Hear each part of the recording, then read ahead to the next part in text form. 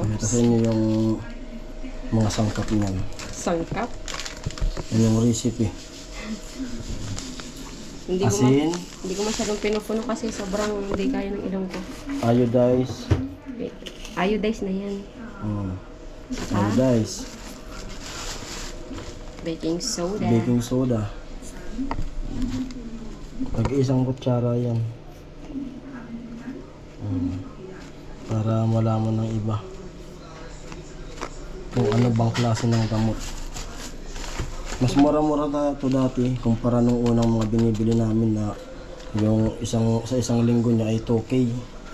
Ginaganyan ko kasi siya eh. Ito Parang medyo ma-shoot eh. mura-mura to. Paano yan? Ayan po, magandang hapon mga parang Jason. Mangkin na Abi. At punta kami sa labas, lakad-lakad lang kami na Abi. Bibili kami ng mineral pang tsaka gamot, pang hugas sa ilong. Dahil lakad-lakad lang kami Yan lang kami sa para maunat-unat. Diyan lang oh. Bili lang mineral. Sa labas. Uy, ko. Diyan lang kami sa akin. Okay na kanya na. Anuway na anuway.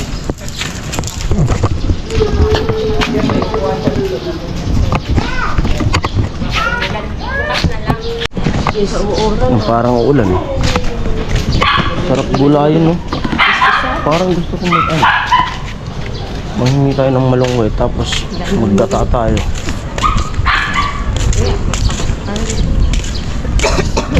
Balak ko sana pumunta ng Laguna. Doon kay Peñuelo. Kasi kung pupunta ako doon, malayo. Tatlong sakay. Hindi sa ito mag-apay. Hindi sa ito. Bandiya. Di, dyan na. Mas malapit yung dinaanan ko dati. Na ang dadaan ng dyan sa may yung SM? Kauna nito? Ang init. Maglakad. Hindi, mas malapit kasi yun eh. Mas malapit kaso. Dasmariñas. Dadaan ng Dasmariñas. Tapos Init na. sasakay lang papuntang Pasitan ah. Kaso magiging ilang araw lang ako doon. Bitin din sa bakasyon doon. Makikiliha sana ako doon sa sasakyan. Mahali-halihan na naman yung tinabayan ko dati. Kasi ilang araw lang. Saka na yan. Lakad lang kami.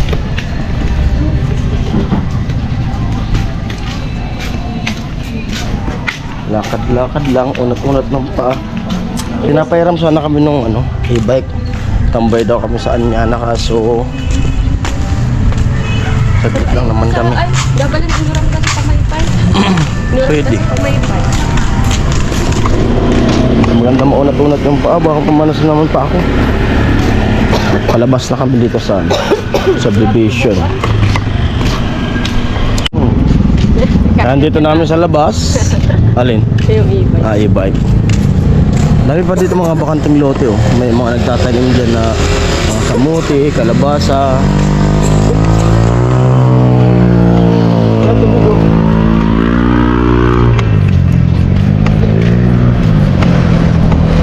Laki ng baka oh. Laki ng baka. Konti.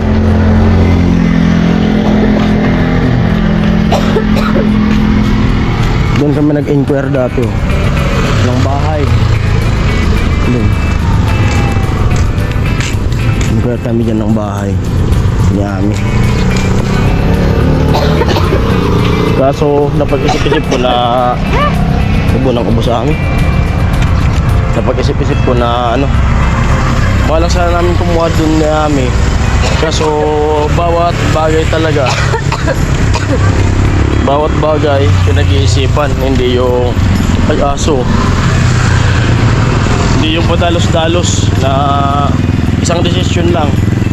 Kasi yung trabaho namin na bilang YouTuber, yun nga, di natin alam. Yun ang naisip ko, hindi ko alam kung kada buwan makakasahod. Yun. Nung pagkatapos ng challenge sana, pagkatapos ng opera ni Ami, bala ko sana mag-down. Kasi mura lang naman yung equity. Medyo kaya pa nung medyo kaya nung pera na hawak ko noon. Kaso napag-isipan ko na yun nga, yung kita sa YouTube bilang YouTuber, di ko alam talaga, di namin alam kung kada buwan makakasahod ka. Paano kung di ka makasahod? Walang panghulog, sayang lang yung dinown, sayang nung iniquity.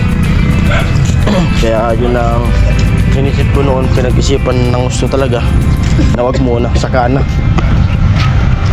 Kasi yung mga ganyang bagay, malay mo makahanap ulit ako ng maganda-gandang kita, trabaho, saka na ako sa mga ganyan. Yung sigurado talaga na kikita ako buwan-buwan. Kasi kapag YouTube, hindi ko pwedeng pagsapalaran kasi ano, hindi natin alam kung sasahod at sasahod lagi. Alin? Ayan, shoutout sa mga viewers natin dito sa Tansa.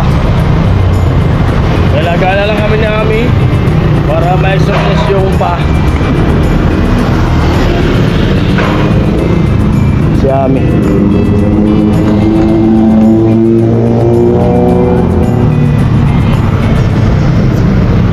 Yan, subdivision pa rin yan, oh. Dami ng subdivision at mga bilis na develop itong ano na to, no? Tansa, no? Kasi malapit sa ano? Malapit sa... Dati nung unang punta natin dito, nung pumapasyal-pasyal pa lang dyan, no? Saglit lang yung ano? Wala pa to. Wala pa yan dati, mga bakanting lote dati yan. Ano pa to? Kalsarili pa ng white. Oo. Malawak to dati. Ayan, oh. May mga bahay dati dito.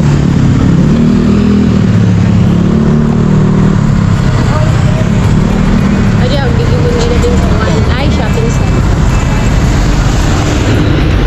Tara. At bilhin natin yung panghugas ng ilong. Ayan, at pauwi na kami. Pumunta kami dito sa kabilang subdivision. Ito yung damot ni Ami.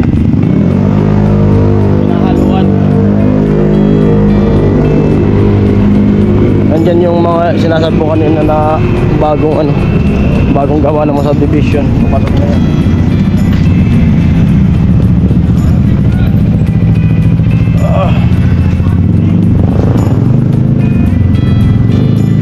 Pauwi na kami. Dito na tayo. Pasalubong ka naman dyan. Pasalubong.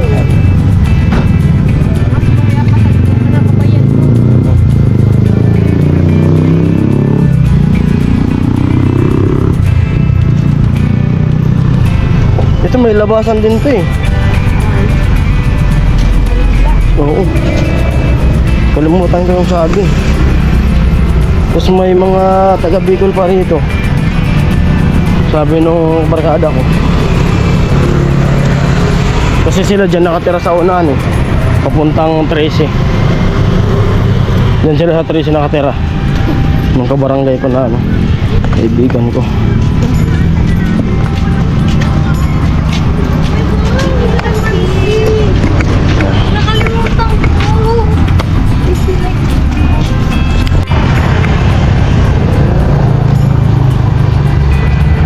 Hindi kami mangga, sabon, shampoo. Car wash. Ayan.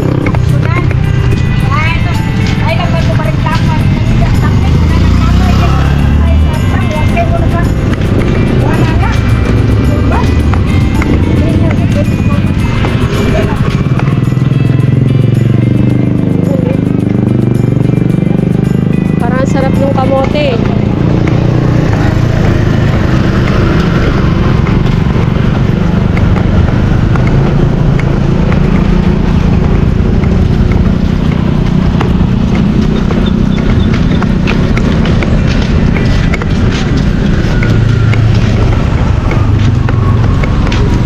Gabi pala. O, ayan, Jason, oh. Gabi. Ayun, oh. Hindi ako makuha. Ang dami. Ayun, oh. Gabi. Pwede ba yan?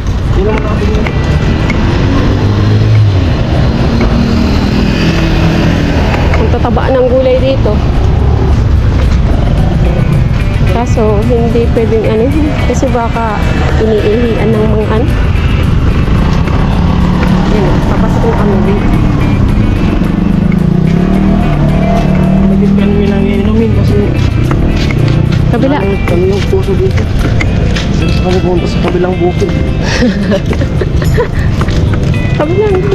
Ede.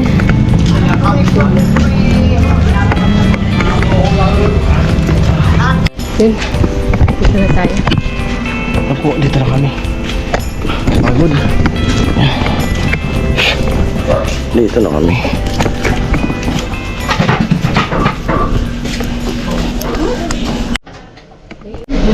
Pasalin. Sali ng tubig. Tapos lalagyan na ito ng mga sangkap, lalagyan sa rip para malamig.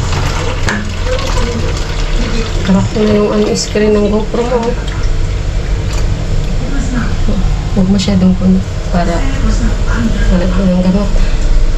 Sobrang init. Ganyan. Oo, lagyan mo siya.